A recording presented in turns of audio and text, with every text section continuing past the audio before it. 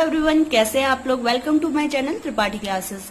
Exercise 2.5 class 9 from NCERT. Question number 11 तक हो चुका था पॉलिनोमियल वाले चैप्टर में। क्वेश्चन नंबर 12 से आज शुरू करने जा रहे हैं। वेरीफाई दैट, वेरीफाई यहाँ पे करना है X cube plus Y cube plus Z cube minus 3xyz equal to half x plus Y plus Z bracket X minus Y square plus Y minus Z square plus Z minus X का whole square. ये आपको verify करना है। Verify करने का मतलब हमेशा होता है कि एलएचएस के आरएचएस की इक्वल है, ये प्रूफ करना है। तो हमेशा स्टार्टिंग आपको वहां से करनी चाहिए जहां से ज्यादा कॉम्प्लिकेटेड लग रहा है, जहां से ज्यादा कैलकुलेशन के चांसेस है। तो कैलकुलेशन के चांसेस कहां से लग रहे हैं ज्यादा आपको? आरएचएस से। आरएचएस में क्योंकि ये सारा जब सॉल्व होगा तो तब जाके ये क्या आएगा, एलएचएस की इक्वल आएगा। तो शुरू करते हैं क्वेश्चन को सॉल्व करना फ्रॉम आरएचएस। देखिए आरएचएस में गिवन है 1/2 X plus Y plus Z. ठीक है, यहाँ ये जो पूरा है इसको आप नोट कर लीजिए, Y minus Z square plus Z minus X का स्क्वायर। ठीक है, अब इसे सॉल्व करते हैं। एक्स माइनस वाई का square X square minus 2xy plus Y square. Algebraic identity है एक्स माइनस वाई का स्क्वायर क्या होता है, X square minus 2xy plus Y square. Same Y minus Z square को भी आप ऐसे ही लिख दीजिए, Y square minus 2yz plus Z square. ऐसे जेड माइनस एक्स स्क्वायर को लिखेंगे z square minus 2zx plus x square. ठीक है, अगला स्टेप शुरू करते हैं। Half x plus Y plus z.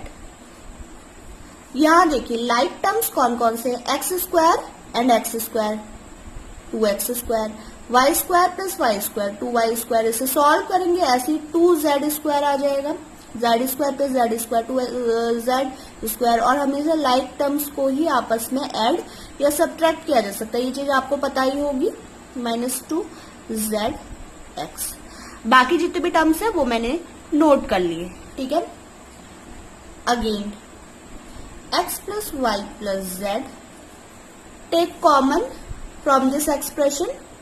क्या कॉमन आ रहा है, 2 कॉमन आ रहा है, तो 2 इस ब्रैकेट के बाहर x square plus Y square plus Z square minus x y minus y z minus z x. Okay, half ये 2 से 2 कैंसिल हो जाएगा। जब 2 से 2 कैंसिल रह गया तो अब 2 का हाफ का कोई मतलब नहीं है, बचा के x plus Y plus z और ब्रैकेट में ये सारा एक्सप्रेशन आपको मल्टीप्लाई कर देना है इस पूरे से। x पूरे से मल्टीप्लाई होगा तो क्या आएगा, देखिए x cube plus x y square plus x z square minus x square y minus x y z minus z x square, ये आएगा। ऐसे ही y को आप मल्टीप्लाई करोगे क्या आएगा, y x square plus Y cube plus y z square minus x y square minus Y square z minus x y z. Again z को इस पूरे से मल्टीप्लाई कीजिए क्या आएगा, z x square plus z y square plus Z cube minus x y z minus y z square minus Z square x.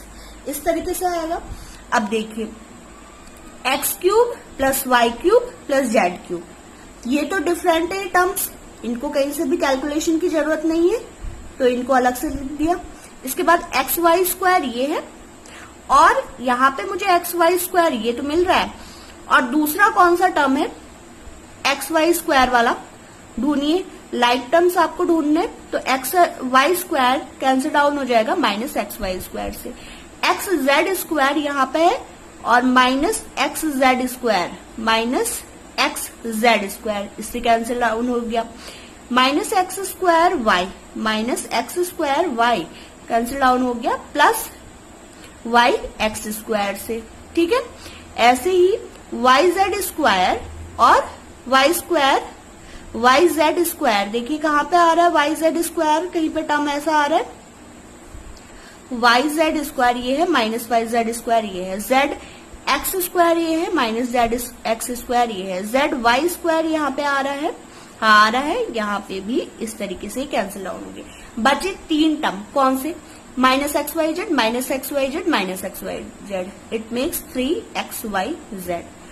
तो ये पूरा का पूरा जो मैंने RHS से शुरू किया था इस तरीके से आया, और LHS का टर्म भी क्या है? x cube plus Y cube plus Z cube minus 3xyz। तो आप डेफिनेटली इसको लिख सकते हो कि यही क्या है। तो LHS इक्वल टू क्या आ गया? RHS। आपने वेरीफाई कर दिया, वेरीफाइड। ठीक है, तो इस तरीके से क्वेश्चन नंबर 12 कंप्लीट हो चुका है। बढ़ते हैं क्वेश्चन नंबर 13 की तरफ। Question number 13,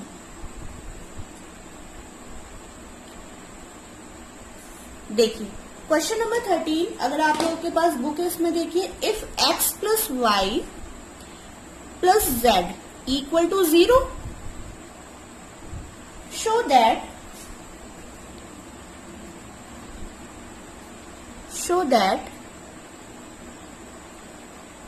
x cube plus Y cube plus Z cube equal to 3xyz। ये आपको प्रूफ करना है। ठीक है, अब आपको एक आइडेंटिटी याद होगी, आई थिंक आपने आइडेंटिटी अभी तक याद कर ली होंगी। क्या होती है आइडेंटिटी? देखिए मैं उस पूरे को नोट डाउन कर दे रही हूँ, और यही हमारा पहला, इससे पहले वाला क्वेश्चन भी था, x cube plus Y cube plus Z cube minus 3xyz equal to क्या आता है? X plus Y plus z, x square plus Y square plus Z square minus x y minus y z minus z x. ये identity. ठीक है, अब इस identity का use करना है आपको। यहां पे गिवन क्या है? गिवन है x plus Y plus z equal to 0। अब यहां पे देखिए फ्रॉम RHS, अगर ये टर्म 0 हो गया x plus Y plus z, इसका मतलब ये पूरा का पूरा जो RHS है ये क्या हो जाएगा? 0 के इक्वल हो जाएगा, नहीं हो जाएगा? तो आप डायरेक्टली लिख सकते हो RHS यहाँ पे क्या हो जाएगा? 0 multiply x square plus Y square plus Z square minus x y minus y z minus z x equal to 0। ये पूरा टर्म 0 हो गया। इसका मतलब RHS अगर 0 है तो ये वाला आप क्या कर सकते हो, और ये गिवन है ऑलरेडी।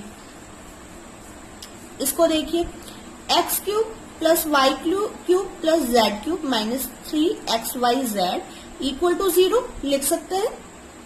फ्रॉम आइडेंटिटी ये हम लिख सकते हैं। तो अब देखिए क्या आ जाएगा? X cube plus Y cube plus Z cube equal to 3xyz। तो ये यहां से प्रूफ हो गया।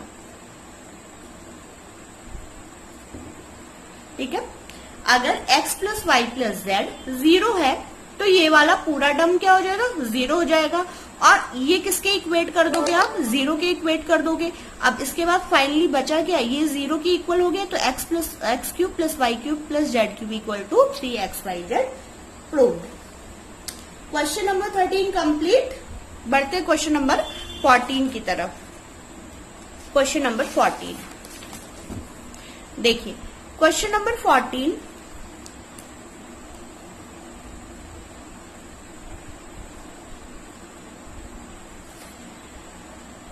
है without actually calculating the cubes find the values of each of following.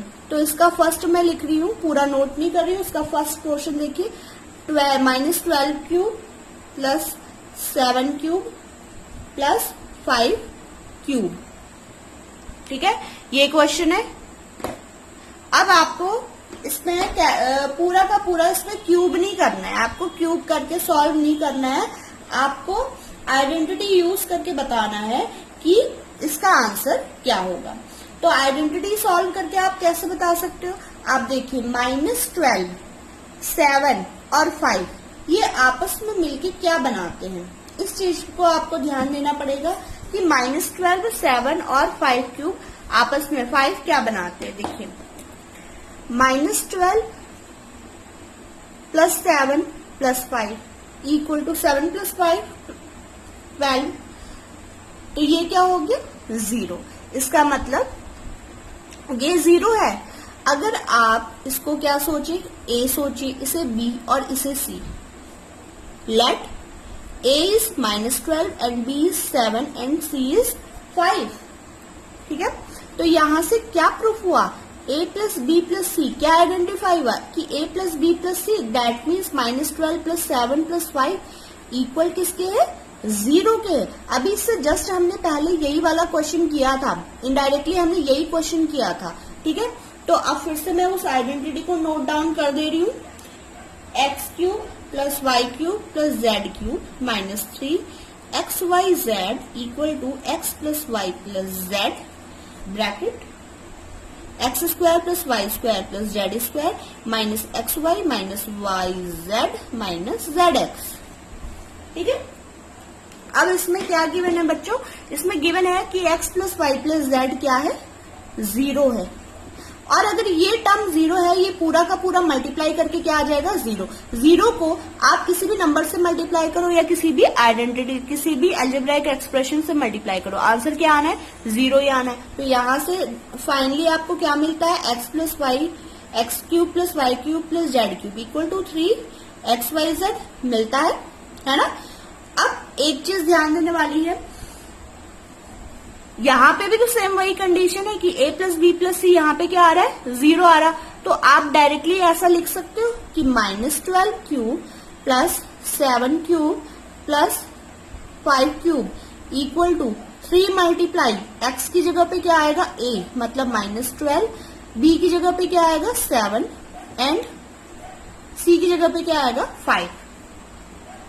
हो सकता है ऐसा, जिस तरीके से ये आइडेंटिटी की फॉर्म में लिखा हुआ है वैसे ही यहाँ पे ये आ सकता है। अब आप इसको सॉल्व कीजिए, क्या आएगा 12 5 जा, यहाँ पे क्या आएगा 12 5 जा 60। ठीक है, और 60 मल्टीप्लाई बाई 210, क्योंकि 3 7 जा क्या हो जाएगा 21। ठीक है, 21 और फिर मल्टीप्लाई बाई 3 7 जा 21 -12 इंटू 5 60, 21 इंटू 6 6 1 जा 6 6 2 जा 12। तो आंसर फाइनली क्या आया -1260 आपको इसका आंसर मिलेगा। तो इस तरीके से आपको समझ में आ गया होगा, जहां पे a प्लस बी प्लस सी वाली कंडीशन होती है, अगर वो हमें क्या गिवन है, अगर वो हमें फाइनली 0 गिवन है, यहाँ पे 0 गिवन है, तो आप इस आइडेंटिटी का यूज कितने अच्छे से कर सकते हो विदाउट कैलकुलेटिंग देयर क्यूब्स। आपने इस पूरे को क्यूब करके, अगर मैन्युअली करते तो क्या करते, इन सबको क्यूब करते और फिर सॉल्व करते। ठीक है, लेकिन यहाँ पे जब already a plus B plus C मतलब x plus Y plus Z already 0 दिया हुआ है, तो आप डायरेक्टली क्या कर सकते हो 3 multiply x plus Y plus 3 multiply x multiply y multiply z. तो डायरेक्टली हमारा 1200 माइनस 1260 ये आंसर आ गया। ठीक है, बढ़ते हैं नेक्स्ट क्वेश्चन की तरफ। इसका अगला क्वेश्चन देखो क्या है, देखिए इसका नेक्स्ट क्वेश्चन सेकंड पार्ट कुछ इसी तरीके से है। 14 का सेकंड वाला पार्ट देखो क्या है,